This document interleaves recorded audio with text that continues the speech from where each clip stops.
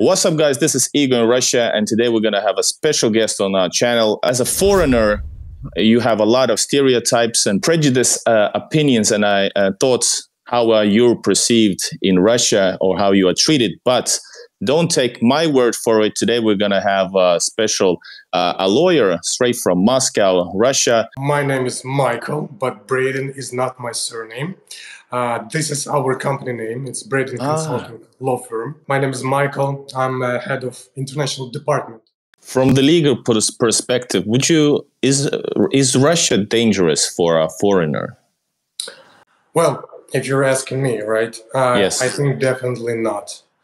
Moreover, I would say that, yeah, again, we've got a lot of clients who are English teachers here. Mm-hmm. So the salary is good, again, having this exchange rate. If you live in big city like Moscow, St. Petersburg, well, you can live really nice, right? Again, we have a lot of clients who are students or who just arrived during the championship, right, in the Moscow football cup. Yeah. From Africa, right? We have a lot of clients from Nigeria, Ghana, etc. etc. So I cannot even remember any type of really like dangerous situation. Yeah, well, they have problems with the landlords. It's a common problem. Mm-hmm. It's a very human thing, right? So you have to deal with them. You have to agree with them or find any kind of solutions because your registration must be in the database. But I think no. I think even right now, well, having this, nowadays we have this kind of climate, right? I mean, in terms of political and everything. So I think that Russia is really interested in bringing more, highly qualified specialists, for example, and more foreign clients to live here. So I would say it's pretty safe for living here.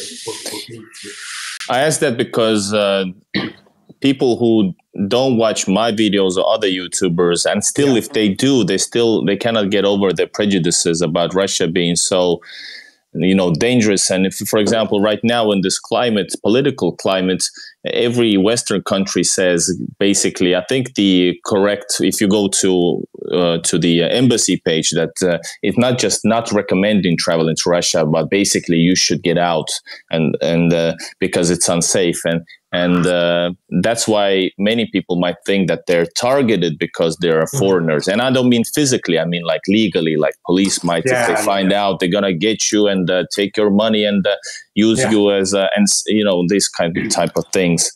And but you, according to you, a person living in Russia or not just living, a foreigner in Russia as a tourist, as a business expat, or just a tourist, is safe legal wise. I think or even maybe more safe, I think. Or you I would say that there is no discrimination in terms of if you're a Russian citizen or a foreign citizen here. So we all have the same problems with the authorities, with bureaucracy.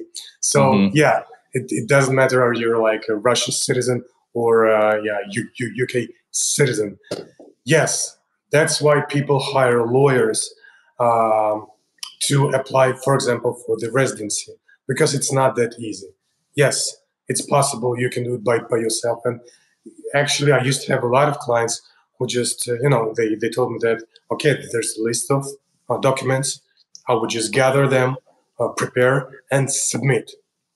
And after 3-4 tries, they just, came back to me just to help them to be accepted. Because if the migration authority accepts your documents, that means that after 4 months, this is the consideration period, you'll get your residency. So their main goal is to refuse while you're trying to submit.